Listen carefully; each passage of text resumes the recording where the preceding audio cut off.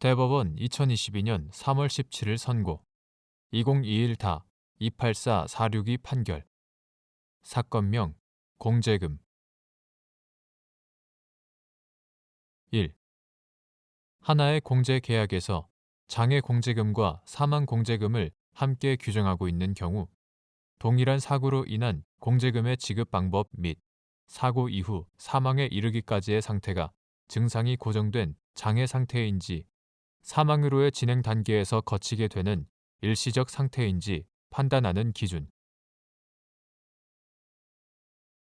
하나의 공제 계약에서 장애 공제금과 사망 공제금을 함께 규정하고 있는 경우 사망 공제금은 사망을 지급 사유로 하는 반면 장애 공제금은 생존을 전제로 한 장애를 지급 사유로 하는 것이므로 일반적으로 동일한 사고로 인한 공제금은 그중 하나만을 지급받을 수 있을 뿐이라고 보아야 한다.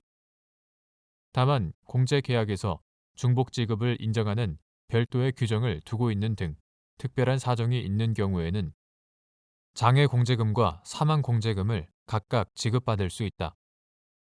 이 경우 사고로 인한 장애 상태가 회복 또는 호전을 기대하기 어렵거나 또는 호전 가능성을 전혀 배제할 수는 없지만 기간이 매우 불확정적인 상태에 있어 증상이 고정되었다면 장애 공제금의 지급을 청구할 수 있고 그 증상이 고정되지 아니하여 사망으로의 진행 단계에서 거치게 되는 일시적 장애 상태에서 치료를 받던 중 사고와 인과관계가 있는 원인으로 사망한 경우에는 그 사이에 장애 진단을 받았더라도 장애 공제금이 아닌 사망 공제금을 지급받을 수 있을 뿐이다. 이때 사고 이후 사망에 이르기까지의 상태가 증상이 고정된 장애 상태인지 사망으로의 진행 단계에서 거치게 되는 일시적 상태인지는 장애 진단으로부터 사망에 이르기까지의 기간, 사고로 인한 상해의 종류와 정도, 장애 부위와 장애율, 직접 사행과 장애의 연관성 등 관련 사정을 종합적으로 고려하여 판단한다. 2. 약관의 해석에서 작성자 불이익의 원칙.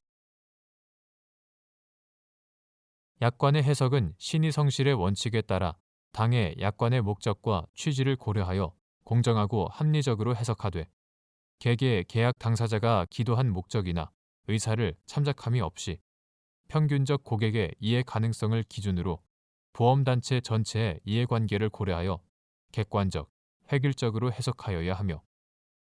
위와 같은 해석을 거친 후에도 약관 조항이 객관적으로 다의적으로 해석되고 그 각각의 해석이 합리성이 있는 등 당해 약관의 뜻이 명백하지 아니한 경우에는 고객에게 유리하게 해석하여야 한다. 3. 갑과 그 배우자인 을이 피공제자를 갑으로 하여 병보험회사와 체결한 각 공제계약의 약관에서 사망공제금과 일반 후유 장애 공제금을 함께 규정하면서 하나의 사고로 사망공제금 및 일반 후유 장애 공제금을 지급하여야 할 경우 이를 각각 지급한다고 정하고 있는데 갑이 교통사고로 외상성 뇌출혈, 지주막하, 경막하 출혈, 오른쪽 팔에 외상성 절단 등의 상해를 입고